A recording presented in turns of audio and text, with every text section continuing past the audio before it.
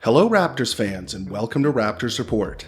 Today we'll be looking at the Raptors' injury and illness struggles, OG Anunoby's defensive excellence, and Scottie Barnes' up and down season. Let's jump right in. If you're a Raptors fan, you're probably feeling a little blue these days. The injury bug has bitten the team hard, and the Raptors, while still afloat in the East, have been missing the services of Pascal Siakam, Gary Trent Jr., Precious Achiuwa, Otto Porter, Chris Boucher, Delano Banton, and Scottie Barnes to injury at different points over the past 2 weeks. As I mentioned in my last video, the Raptors have had a bit of a soft schedule, which was a huge boon. They probably would not have been able to squeak any wins out over that stretch if they were playing against better competition. But the chickens are finally coming home to roost. Against a Nets squad that just lost to a 76ers team missing Harden, Maxey, and Embiid, the Raptors were only able to trot out 2 of their starters, Gary Trent Jr. and OG Anunoby, and were also missing some key bench contributors on top of that. The game was ugly, and while the Raptors did their thing and managed to take 20 more field goal attempts than the Nets shot a blistering 55% from the field and 44% from 3, and the Raptors only managed 35% from the field and a dismal 25% from 3. It's hard to lose when you shoot 20 more shots than your opponents, but the Raptors managed to do it anyway.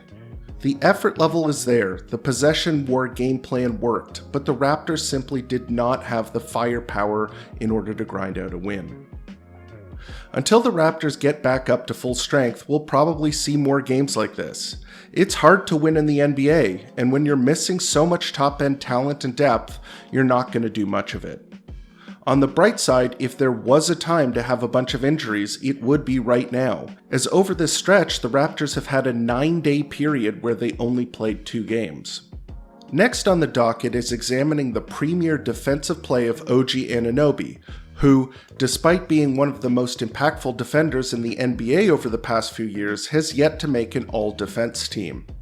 I predict that will change this season, as a new talking point has started popping up in internet discourse: OG's potential as Defensive Player of the Year. The Defensive Player of the Year award usually goes to a big man. Over the past 20 years, the award has gone to a power forward or center 15 times, and to a small forward or guard only 5 times. With positions kind of getting a little blurry over the past few years, like what position is Giannis exactly? Or for that matter, is OG a small forward or is he a power forward? Marcus Smart won the award last season, and in the eyes of many, it was a controversial decision. The reason that DPOY usually goes to bigs is because, well, they are generally the most impactful on the defensive end. Bigs guard the basket. They roam and provide help defense, and when you drill down on the hard data, they generally make the biggest impact on the game on that side of the floor. The case for OG is pretty simple. He's extremely disruptive at the point of attack, he leads the league in steals, he averages a block a game, and is one of the most versatile defenders in the league, able to cover elite perimeter scorers all the way up to power forwards and some centers. Another feather in his cap this season is that he's being featured more offensively, which is a strange thing to say about the Defensive Player of the Year award, but when it comes to awards, it's a popularity contest after all.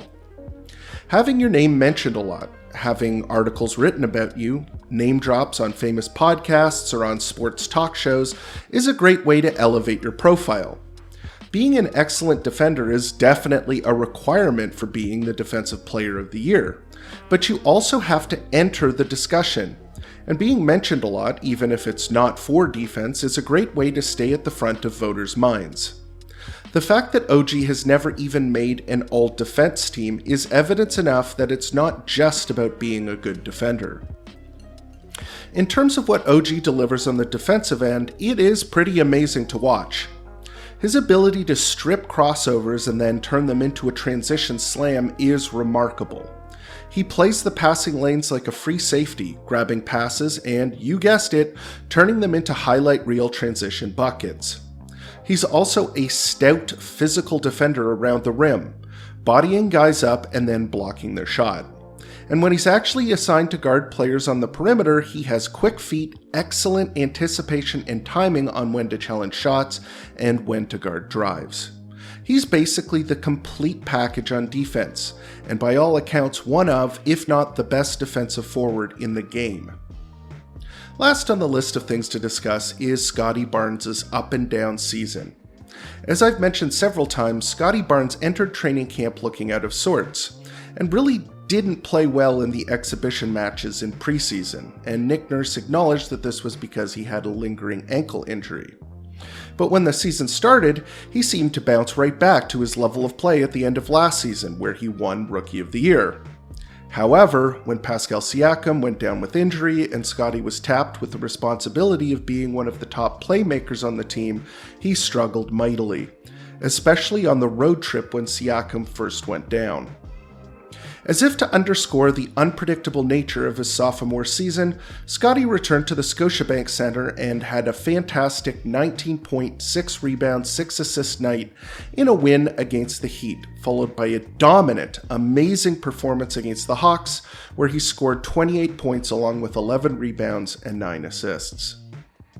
The Raptors have been very cagey about Scottie Barnes' health and what they reveal to the press and fans, with Nick Nurse saying that Scottie is, quote, fine multiple times, even while he was sporting a noticeable limp and often grabbing at his ankle during games and wincing in pain.